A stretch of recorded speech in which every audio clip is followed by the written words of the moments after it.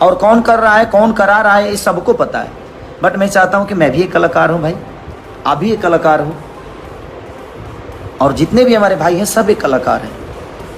हमें कलाकार के दुश्मन नहीं हो सकते। हम कलाकारों को सपोर्ट करेंगे तो शायद आप अपने भाषा को सपोर्ट करेंगे। आप मेरा सपोर्ट मत करिए, बट अपने भाषा के गरिमा को सपोर्ट करिए, ताकि अपनी भाषा और बड़ी हो और हम सब बढ़ें और हमारा भाषा इससे भी ऊपर जाए। ताकि आज गूगल पे इतने सर्चिंग हो रहे हैं, पूरे वर्ल्ड में, विश्व में सबसे ज़्यादा हमारा भाषा बजे, हमारा भाषा देखा जाए, हमारी भाषा के सिनेमा चले, हमारी भाषा के गाना चले।